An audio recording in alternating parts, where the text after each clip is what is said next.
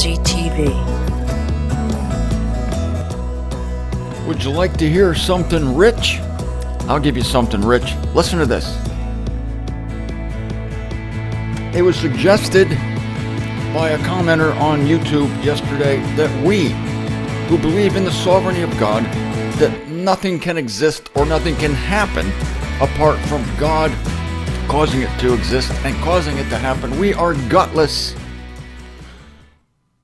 We just don't have the guts or the courage to believe that we have a limited free will or that we have free will, total free will, and that if we had any courage whatsoever, we would rise to the occasion and admit that yes, we do in fact control much of our lives directly apart from God's influence. From the edge of the bottom of the Floridan Peninsula, this is your friend and mine, Martin Zender, once again making sense for a living. Guts?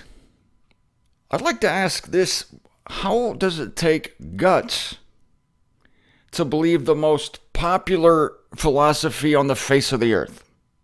That's my question. It takes guts to believe the most popular philosophy on the face of the earth, that the only people who believe in free will are all religious people and all worldly people. I wonder how many people that comprises if you took a cross-section. I'd probably say 7.9999 billion people. Talk about a tailwind. Talk about going with the flow. How does it take guts to believe that you're the captain of your own life? Holy Moses. That's the current of the era.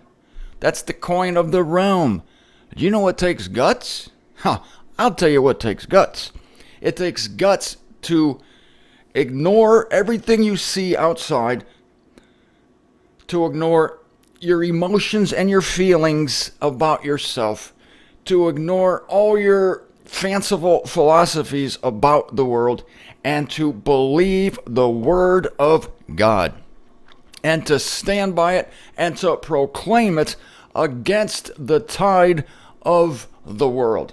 Now that takes guts. And if you want to have guts, then join the little tiny nice little club who believes that all is out of, through, and into God. Yes, today is the day I will bring to you a talk that I have titled Destroying the Robot Argument. But first, I was outside this morning and I started thinking about airline pilots. Started thinking about being on an airplane. Probably because I can hear the jets taking off and landing from the Fort Lauderdale airport, which is just right over there. And I thought, why is it that anyone on an airplane is thrilled to death to hear that the pilot is in control of the plane? I have not yet met one passenger on an airliner who hopes the pilot is only partially in control of the plane, or who has limited control of the plane. Most people are quite happy if it were to be reported to them that the pilot has total control of the airplane. Nobody I've ever encountered on an airplane would resent that, would be offended by it, would feel belittled. Like, why aren't I in control of this airplane? I wish I was in control of it. I don't like the fact that the captain has total control of the airplane.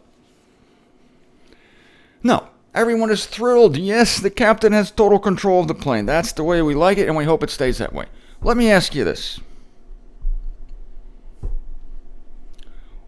Why is it that a pilot having total control of an airplane is acceptable, and yet God having total control of his creation is repulsive to some people? That's a tough one, isn't it? The only thing I can figure out is that People welcome the idea of not being in control on a plane, and thankful for the idea that somebody else is, that they can read People magazine and drink orange juice.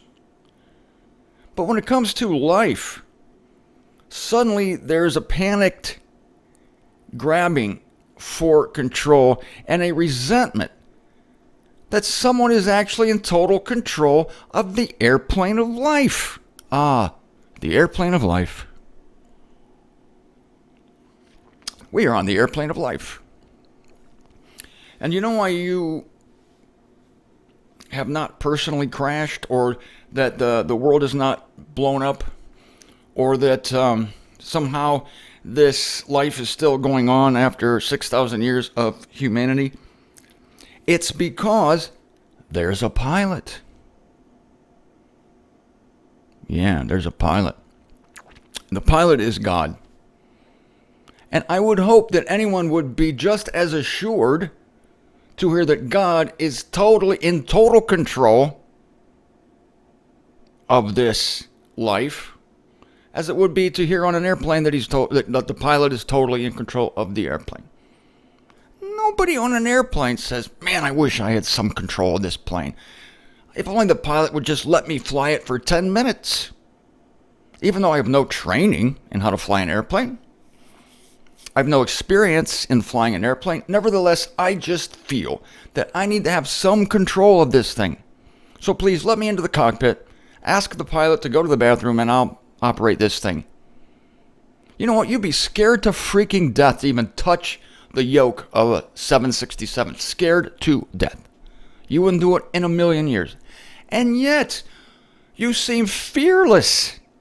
Fearless in taking the yoke of life and thinking that you are the better controller of your circumstances, of your moods, of your actions. What audacity! Don't you realize that this is a machine far more complex than a 767? That the details of your life and the things that happen to you and the things that you think, when you think them, how you think them, you don't think that's more intricate, more detailed, more hopelessly beyond your ability to manage than a 767? Why is it that you'd be terrified to even touch the yoke of a 767, and yet you are screaming and insisting that you must have at least some control of your life? And if you find out that there's a pilot of life who has complete control over everything, you don't feel safe. You don't feel, "Oh, thank goodness." You're offended by it. Food for thought. Let's see now. Oh, yeah. It's also suggested, I'm getting off on some topics, but I don't care if this video goes for 45 minutes. This is the end of the week. It's suggested in other comments on YouTube that this belief that we have, besides being gutless, is leads people to sin, right? As though telling people that there's a pilot in charge and that the pilot is in total control of this airplane. That, you know what? When I hear that, the first thing I want to do is rob a bank. When I hear that there's a pilot in total control of this machine called life, and this machine called me, and this machine called my life, when I hear that, the first thing I want to do is spray paint somebody's house. Yeah, the first thing I want to do is steal a can opener from Walmart.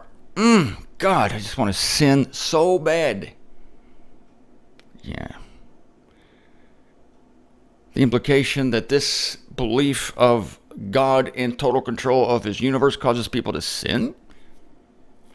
It's what you would call illogical. In fact, if that's the case, then we should find that the people who believe in free will, or even a limited free will, we should find that these are the most moral people on the planet. These are the most well-behaved people on the planet. Well, let's take Christians. Oh, they all believe in free will. They don't believe that there's a pilot in charge of everything. No, they're perfectly comfortable taking the yoke of their own lives, not realizing that if they even had it for a second, they think they have it. If they even had it for a second, they would crash. It'd be like them taking the yoke of the 767. They'd frickin' crash it in 5 minutes. And yet they, I want to control my own life. My God. So we're talking about all of Christianity who believes human free will. Tell me, does the belief in human free will then lead to moral fortitude, lead to not sinning? I think that's a rhetorical question. And I would even posit to you that the belief in a pilot of my life who controls everything, thank you very much, but still lets me have a feeling of controlling everything. Just like my dad. My dad, when I was a kid, he'd be driving the car, and I was maybe 6 or 7 years old, and I would say, Daddy, I want to drive the car. So he would let me scoot over. You didn't have to worry about seat belts back then, and he would let me touch the steering wheel while he was driving the car. And I'm like, ooh, I'm driving the car, I'm driving the car. And my dad's probably rolling his eyes. Yeah, kid, sure. Yeah, you're driving the car. We have our hands on the wheel and we think, ooh, we're steering our lives, we're steering our lives. No, God's just letting you touch the steering wheel while he steers it. He's letting you participate in it. He's giving you this wonderful feeling of feeling like you're in control, but you're really not. But it's fun to touch the steering wheel. It's fun to go through life and make these decisions and do things and feel the drama, not know who's going to win the Super Bowl. That's fun. Not know who's going to win the Super Bowl. Not know what's going to happen to you today. That's kind of fun. Because your day seems full of potential. When actually God decided the whole thing ahead of time. All your days were numbered and decided, and everything in them was decided ahead of time. But God wisely keeps that information from you so that you can have a little fun touching the steering wheel and not being sure where the car is going. He knows where it's going, but you don't. I think that's kind of fun. All right, I had a revelation before I get to the robot thing. This is going to be fun. But before I get to that, I had another thought about the word first in Romans 11:35, like who gives to God first. Now, I want you to know that I came to this revelation totally on my own. God did not give this to me. I was in one of my limited free will moments. Because God sometimes decides to intervene, sometimes not decides to intervene. He comes in and out. God does. When he sees things might be going askew, he jumps in, redirects it, then he sits back again, watches you do your thing. And, well, it was in one of these times when I was in my limited free will realm, I came up with this idea, and I do not thank God for this thought, because God had nothing to do with it. I was in my limited free will mode. So I'm not going to sit here and be a hypocrite and thank God that he gave me this revelation. That'd be hypocritical. No, I completely credit myself with this. I did this independently. This was a thought I had, so God didn't control it. I controlled it. I controlled this thought. So I take full credit for it. And if I hear anyone crediting God with what I'm about to tell you, I'm going to have to smack you. I'm going to have to smack you. I came up with this when I was in my realm of limited free will. So please, indulge me. I told you yesterday in Romans 11:35, Paul sets out the only way that anyone can prove that the all of Romans 36, that is, all is out of God, all is through God, all is into God. The only way that all could not mean everything, including your actions, including your thoughts, aren't your actions and thoughts included in all? Of course. Not just the physical creation, but everything. It's all included. The only way that can't be true is if there is somebody in the world who has given something to God first that he didn't have, or if someone has informed God of something that he didn't know. Romans 11:34 and 11:35, leading up to 11:36. So I was thinking about this word first, totally on my own. No influence from without. I was not influenced by anything. Not God, not Satan, not the fact that I was born into mortality. Had nothing to do with my thought whatsoever. Had nothing to do with the fact that I was made a sinner through Adam. No, this is wisdom I came up with by myself. My own brain pushed into my consciousness. I don't know how it happened. It's a personal miracle, Nothing to do with God. So, because I was in my limited free will time. So, Paul says, who gives to him first, and it will be repaid him, in Romans 11:35. I had this thought, independent thought, and it was the word first. Who gives to God something first, and then God gives it back to them? Because this is how Paul follows it through. You give something to God completely unique, and this is the insistence of those who believe in free will and even limited free will, who think that they must have a free realm in order to give God something so that God can congratulate them. For why would God congratulate somebody for something he did in them? So according to these folks, there has to be this independence. So in other words, they must be giving God something first. You have to be giving, in that situation, you have to be giving God something first. And then he gives it back to you. Does anyone see how audacious it is to assert this? That we give to God something first? But that's the way it must be if we're going to believe the limited free will crowd. So the truth is actually the opposite. And this answers the Romans 9:19 crowd, the protesters, who say, why is God judging those who he makes hard? Why is God rewarding those in whom he does the good works himself?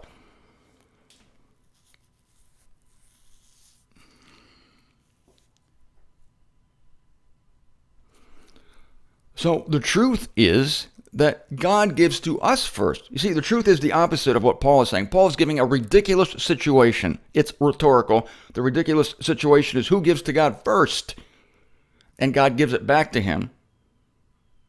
The obvious answer is nobody. So the obverse is the truth, that God gives to us first and we give back to him. There it is. God gives everything to us first. Everything. Whether it's a thought. Yesterday I proved to you that repentance, the changing of mind, is something that God gives. God gives that. He changes people's minds. God changes people's minds. So God gives to us first. This is true in the realm of faith. God parts to each the measure of faith, and then we give it back to God. God parts faith to us, Romans 12:3, Philippians 1:29. It is graciously granted you to be believing on him. We get that first. Because how can a creature, Romans 3, that is no one that is not righteous, no one's righteous, no, not one. They have all gone out of the way. No one is seeking God. How can a creature like that give something to God first? So God gives the faith, and then we give it back to him, and he's pleased. Oh, he likes it because it's the only way it can happen. Same with love. God gives us love, gives it, implants us in it, active, because love is a fruit of the Spirit, not a fruit of an independent thought. I shall repeat that. Love is a fruit of the Spirit, not an independent thought or emotion.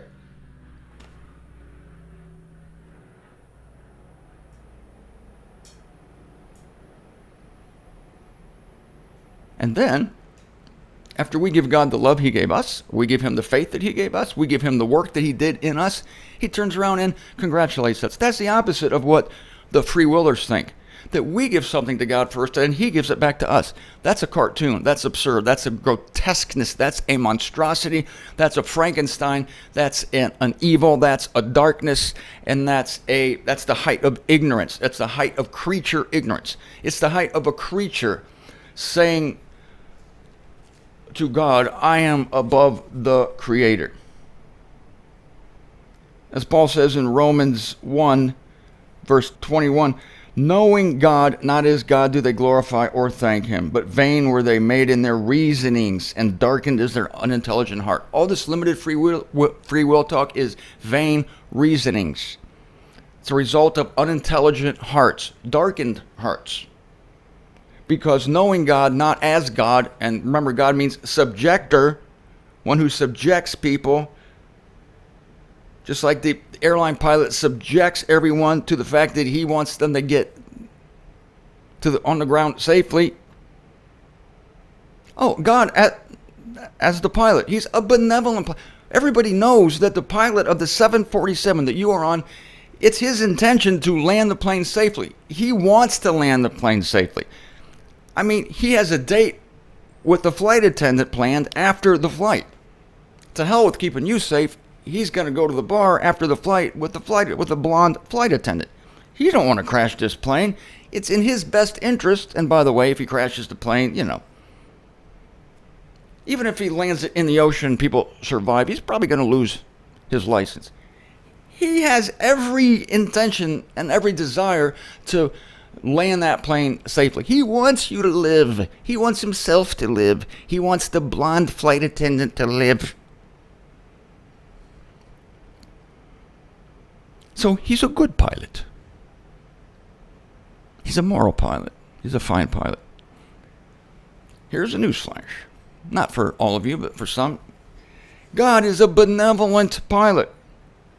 Oh, yes, he controls everything, but he's a benevolent controller. He wants things to go well. He doesn't want to crash the system. He doesn't want to bring the Aeonian times to a horrible conclusion, such as most of humanity is tortured in hell for eternity. He wants this thing to land nicely. He wants a happy ending. Don't you want somebody like that in total control? Or do you want to take the yoke for 5 minutes? And would anybody on the freaking plane trust you to do that? The fact that you would trust yourself is proof of an unintelligent, darkened heart. Someone who gives God the lip service but doesn't recognize that he's the subjector of everything. You gave God something first. You gave God something first that he didn't have, and then he gives it back to you? That's an abortion of thinking. It's the other way around. And now, robots. My argument for 25 years, 27 years against people who say, man, Zender, you're just saying we're robots. My answer has always been, you're way too kind. You're giving yourself much too much credit because robots blink and they move and they make noises. Actually, the scriptural analogy of God's relationship to humanity is a potter and the clay. Romans chapter 9, the potter and the clay. That's the divine illustration of God's relationship to humanity and how he deals with humanity. And the problem is, I'll just maybe use puppets instead of robots. It's the same thing. We're not puppets, we're not robots, we're not clay. Here's the deal. There's an assumption made on both ends of this, on the divine end and the human end. I'll start with the puppets on the human end. The reason people say we're not puppets, and the reason they say that, Martin Zender, if you're correct, and that God is controlling everything, we're just puppets. We're only puppets. You're saying we're puppets. If God's in control of everything, we're puppets, we're puppets, we're puppets. Why do they say that? This is why. I got this figured out to a T. They say that because in the human realm, the only thing humans can completely control are puppets, robots, and clay. There are other things like wood, and you understand. It's the only thing humans can we can't totally control another person. You can't make another person do exactly what you want to do. You wish you could. Yeah, that'd be fun.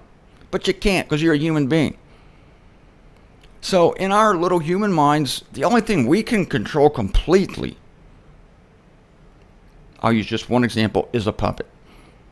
So, Martin Zender, if you're telling us that God controls everything, well, therefore, and there's the mistake right there. Therefore, oops, watch what you're going to do next. Watch what happens next. Therefore, we must be puppets. You see, they're making a lateral move.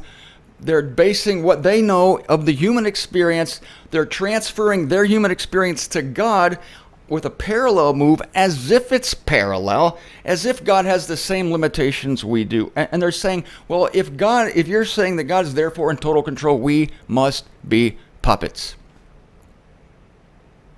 Man, you just saddled God with the same problems you have.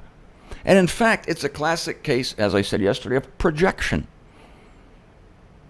where you project the human condition onto the deity. Do you really want to do that? Do you really think that's viable?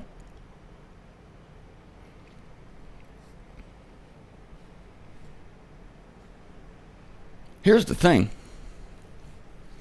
When God says he's the potter and we're the clay. Oh, first of all, for all of you who think you're puppets, this is what I want you to do. I want you to go to Amazon.com. Maybe I'll put a link down here to Amazon where you can buy a puppet. If you don't already have one in your house, I guess any inanimate object will do. An empty paper towel roll. All right, let me go. I have an empty paper towel roll right over here. I'm going to go get that, and I'm going to continue this illustration. One moment, please.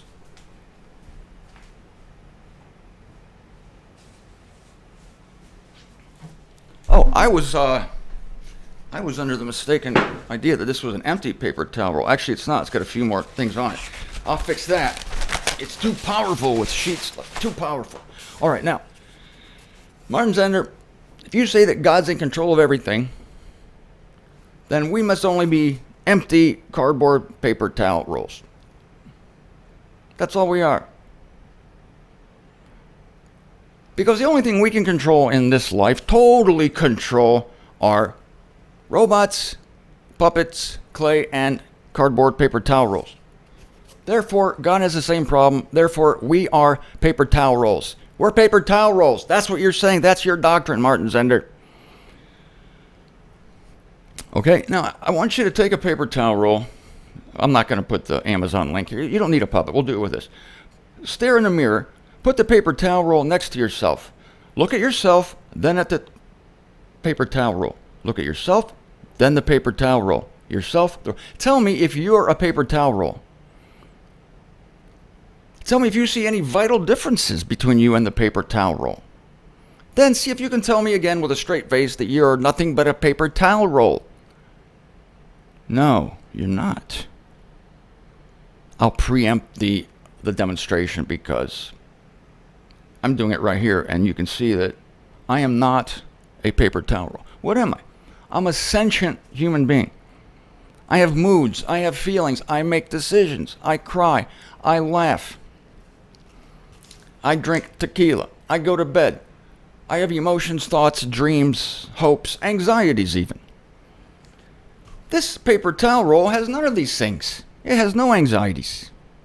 It does not drink tequila. It has no hopes, dreams, or expectations. But guess what God is trying to tell us when he uses the example of potter and clay? This is what he's saying. As easily as you can control a paper towel, an empty cardboard paper towel roll, as easily as you can control that, I can control sentient human beings. Ooh! That's something that we can't do. We can't control sentient human beings. That's out of our league. That's above our pay grade. The only thing we can control are empty cardboard paper towel rolls. But God is telling us that sentient human beings are to him like cardboard paper towel rolls are to us. Seems to me, this is just Zender talking, that God is greater than us. And then he's definitely telling us something in Romans with the potter clay thing. It doesn't mean that you're clay. You miss the point completely. If you're looking at the potter and the clay analogy and saying, I'm not clay, yeah, that's my point. You're not clay. Now you're making my point. There's also a metaphor used in Isaiah chapter 10 where God says, shall the axe wield itself above the one wielding it? Shall the axe boast over the one who's holding it, who's working with it? Martin Zender, are you saying we're an axe? Holy cow, you're missing the whole point. No. We're not an axe, and we're not a piece of clay. The point is that God is able to manipulate and control human beings, sentient human beings with feelings and emotions and consciousness and motions and thoughts. He's able to control us as easily as a man wields an axe or a potter works with clay. That's the message. It doesn't mean we're clay, doesn't mean we're an axe. Look in the mirror. Are you an empty paper towel roll?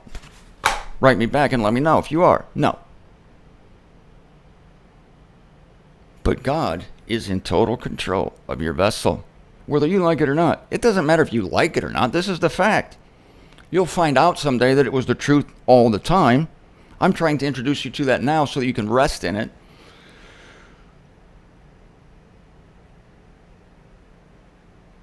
It comes back to the relative and the absolute. You know, relative to other people and other things, you do things and you act a certain way, but absolutely, everything happens because God is manipulating you like I manipulated this empty paper towel roll.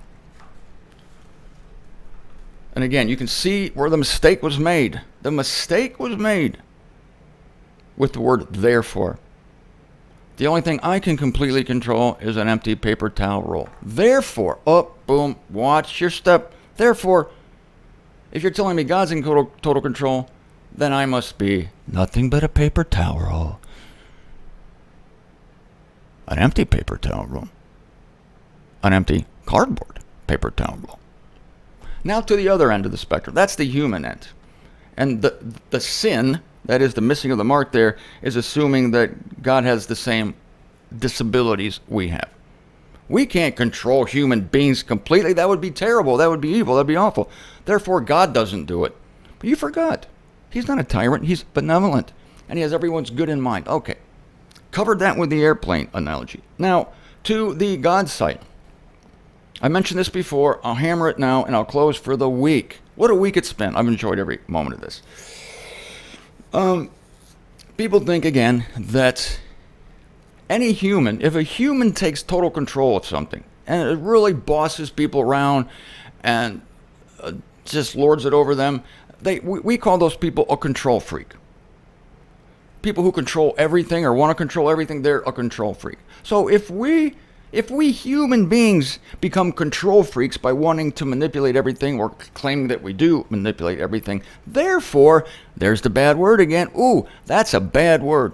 That's worse than the F word and the S word and the A word. Therefore, God would also be a control freak. Whoops. You're giving God, you're projecting what you would do. If you had all power, you would be a control freak. And you're projecting that on God. You're projecting it on a God who is the only being in the universe. He's not a being, he's a God who claims to control everything. But you would deny that. He claims in Romans 11:36, everything comes out of me, exists through me, even actions, and ends in me. Who the hell says that? Who the hell says that? Does anybody on earth say that? Jesus Christ doesn't even say that. All is not out of him. All is through him, but not all out of him. 1 Corinthians 8:6. Not even Jesus Christ says that. But here's a God who says it. It's like, whoa. Either he's a lunatic or that's what he is. Like they say, it ain't bragging if you can do it. And he does do it. But we don't like it because we think God is like a man. And that if he controls everything, he must be a control freak. If we can only control puppets and paper towel rolls, then a God in total control of everything, that must make us robots, puppets, and paper towel rolls. It does not. What it does make us is creatures. What it does make us is beneficiaries. If only we could accept this truth, and only God can make you accept the truth. I know that, but I still put it forward. We're beneficiaries of the most benevolent pilot that could ever captain any ship. And if only we could trust God as much as we trust pilots of 747s, how's that? How about we learn to trust God as much as we trust pilots of 767s, as much as you would hesitate to even touch the yoke of a 767. It's hard to believe that you would not only touch the yoke, but want to take the yoke and throw the pilot out of the cockpit of your own life.